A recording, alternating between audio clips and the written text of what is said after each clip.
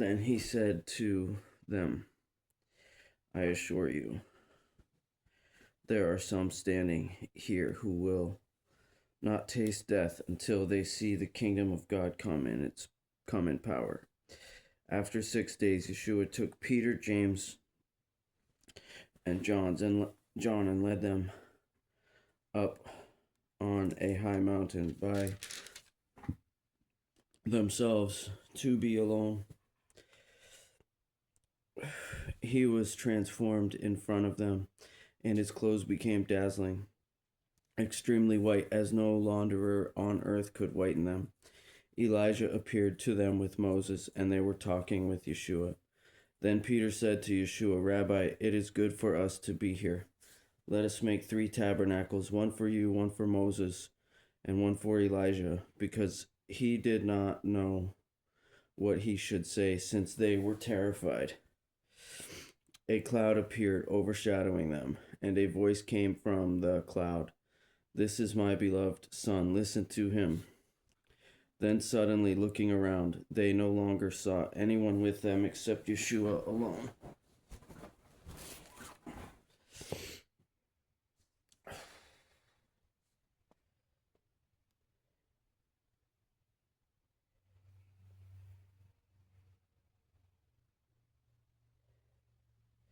As they were coming down from the mountain, he ordered them to tell no one what they had seen until the Son of Man had risen from the dead. They kept this word to themselves, discussing what rising from the dead meant. Then they began to question him. Why do the scribes say that Elijah must come first? Elijah does come first and restores everything. He replied, how then is it written about the Son of Man that he must suffer many things and be treated with contempt? But I tell you that Elijah really has come, and they did to him whatever they wanted, just as it is written about him. When they came to the disciples, they saw a large crowd around them and scribes disputing with them. All of a sudden, when the whole crowd saw him, they were amazed and ran to greet him. Then he asked them, what are you arguing about then? What are you arguing with them about? Out of the crowd, one man answered him, Teacher, I brought my son to you. He has a spirit that makes him unable to speak. Wherever it seizes him, it throws him down, and he foams at the mouth, grinds his teeth, and becomes rigid. So I asked your disciples to drive it out, but they couldn't.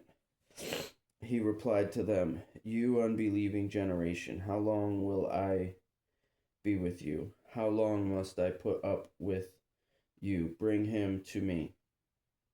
So they brought him to him.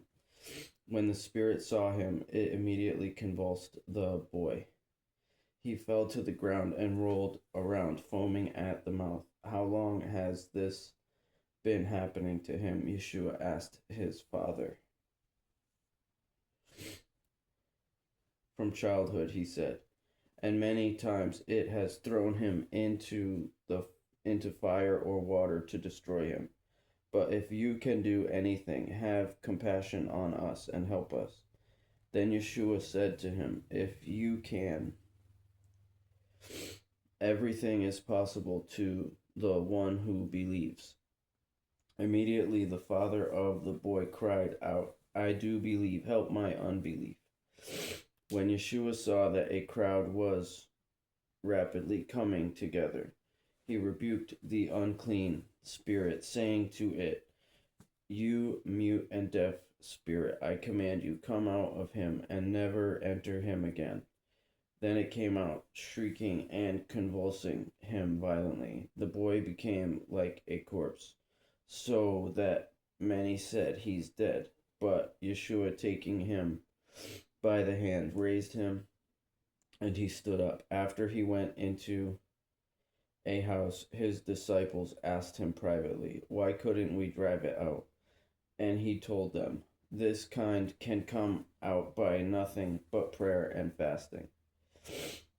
Then they left that place and made their way through Galilee. But he did not want anyone to know it, for he was teaching his disciples and telling them, "The Son of Man is being betrayed into the hands of men.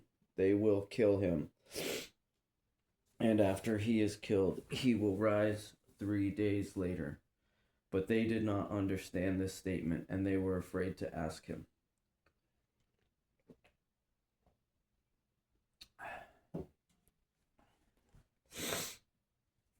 Then they came to Capernaum. When he was in the house, he asked them, "What were you arguing about on the way?" But they were silent, because on the way they had been arguing with one another about who was the greatest. Sitting down, he called the 12 and said to them, "If anyone wants to be first, he must be last of all and servant of all." Then he took a child, had him stand among them, and taking him in his arms, he said to them, "Whoever welcomes one little child such as this in my name welcomes me, and whoever welcomes me does not welcome me, but him who sent me."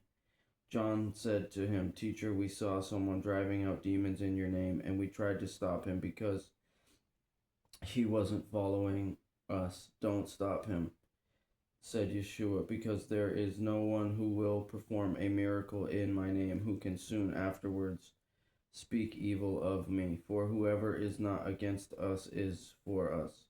And whoever gives you a cup of water to drink because of my name, since you belong to the Messiah, I assure you, he will never lose his reward. But whoever causes the downfall of one of these little ones who believe in me, it would be better for him if a heavy millstone were hung around his neck and he were thrown into the sea. And if your hand causes your downfall, cut it off. It is better for you to enter life maimed than to have two hands and go to hell, the unquenchable fire, where their worm does not die and the fire is not quenched. And if your foot causes your downfall, cut it off. It is better for you to enter life lame than to have 2 feet and be thrown into hell, the unquenchable fire, where their worm does not die and the fire is not quenched. And if your eye causes your downfall, gouge it out. It is better for you to enter the kingdom of God with one eye than to have 2 eyes and be thrown into hell, where their worm does not die and the fire is not quenched. For everyone will be salted with fire. Salt is good, but if the salt should lose its flavor, how can you make it salty? Have salt among yourselves and be at peace with one another.